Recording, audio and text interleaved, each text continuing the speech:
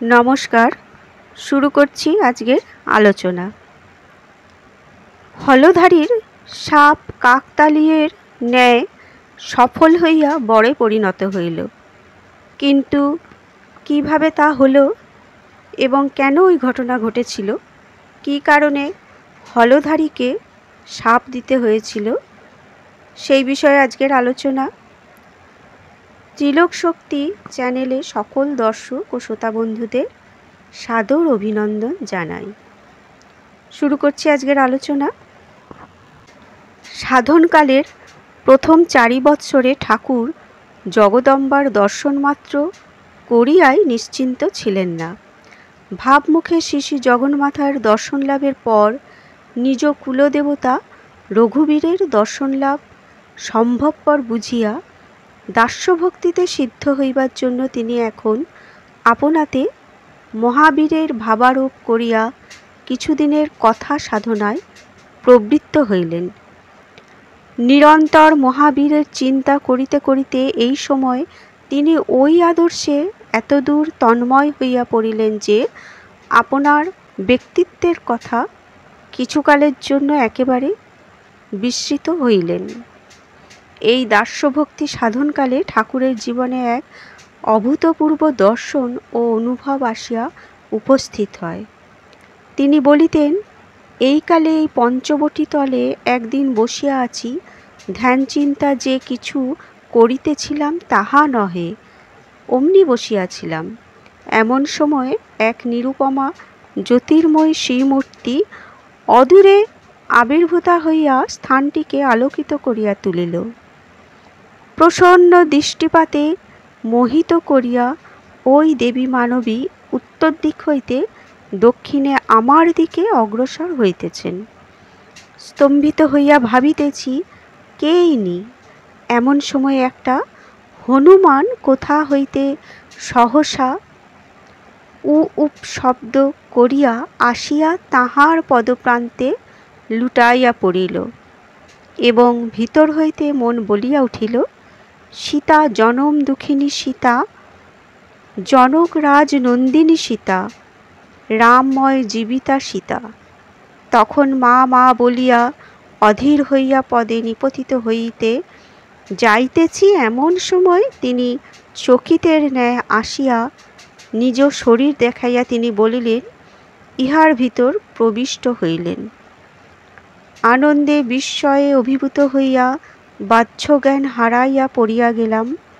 ধ্যান চিন্তাদি কিছু না করিয়া এমনভাবে কোনো দর্শন ইতপূর্বে আর হয় নাই।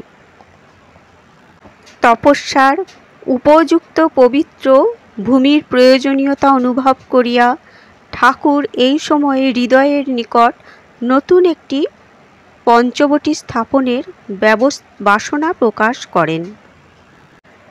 অনন্তর এখন যেখানে সাধন কুটির আছে তাহারই পশ্চিমে ঠাকুর স্বহস্তে একটি অশ্বত্থ বৃক্ষ রোপণ করিয়া হৃদয়কে দিয়া বট, অশোক, বেল ও আমলকি বৃক্ষের চারা রোপণ করাইলেন এবং তুলসী ও অপরাজিতার অনেকগুলি চারা পুঁতিয়া সমগ্র স্থানটিকে বেষ্টন করাইয়া লইলেন। পরে মথুরানাথের সাহায্যে বিভিন্ন তীর্থ হইতে পবিত্র ধূলি আনাইয়া ঠাকুর স্বহস্তে পঞ্চবটী মূলে উহা ছড়াইয়া দিলেন।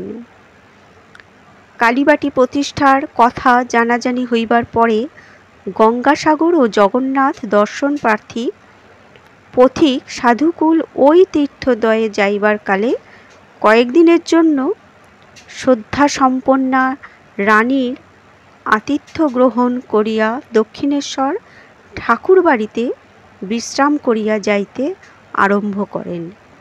ইহাদের কাহারও নিকট হইতে উপদিষ্ট হইয়া ঠাকুর এই কালে প্রাণায়ামাদি হঠযোগের ক্রিয়া সকল অভ্যাস করিয়াছিলেন। এই হঠযোগোক্ত ক্রিয়াকাল স্বয়ং অভ্যাসপূর্বক উহাদিগের ফলাফল প্রত্যক্ষ করিয়াই তিনি পরজীবনে সকলকে ওই সকল অভ্যাস করিতে নিষেধ করিতেন। হঠযোগ ক্রিয়ার ফলে ঠাকুরকেও কিরূপ বিপদ সম্পন্ন হইতে হইয়াছিল নিম্নোক্ত ঘটনায় তাহা বুঝা যাইবে।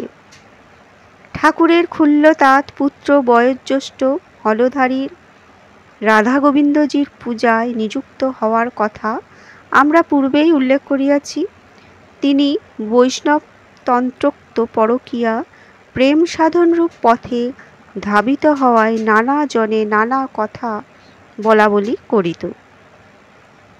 হলধারী বাকসিদ্ধ এইরূপ একটা প্রসিদ্ধি থাকায় কোপে পড়িবার আশঙ্কায় তাহার সম্মুখে ওই কথা আলোচনা বা হাস্যাদি করিতে সহসা কেহ সাহসী হইত না। অগ্রজের সম্বন্ধে ওই কথা জানিতে পারিয়া ঠাকুর তাহাকে সকল কথা খুলিয়া বলিলেন। হলধারী তাহাতে সাতিশয় রুষ্ট হইয়া বলিলেন, কনিষ্ঠ হইয়া তুই আমাকে অবজ্ঞা করিলি? তোর মুখ দিয়া রক্ত উঠিবে।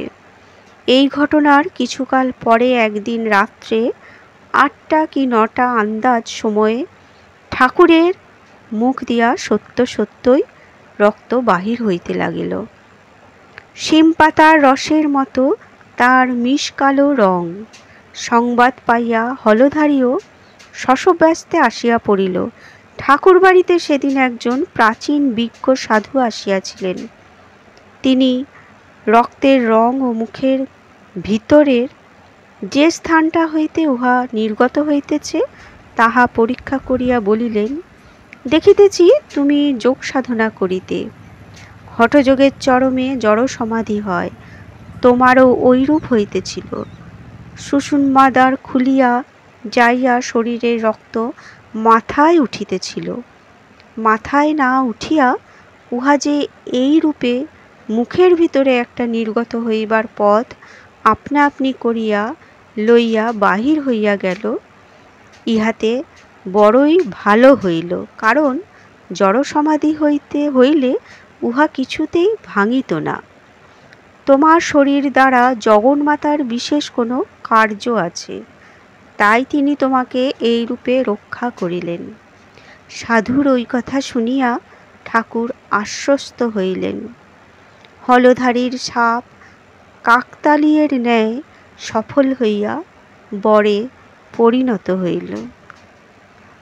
তাহলে বন্ধুরা, বোঝা গেল আজকের আলোচনা থেকে যে ঠাকুরের কি অলৌকিক ক্ষমতা ছিল এবং হলধারী কেন সাপ দিয়েছিলেন এবং তার সাপ কেন বরে পরিণত হয়েছিল।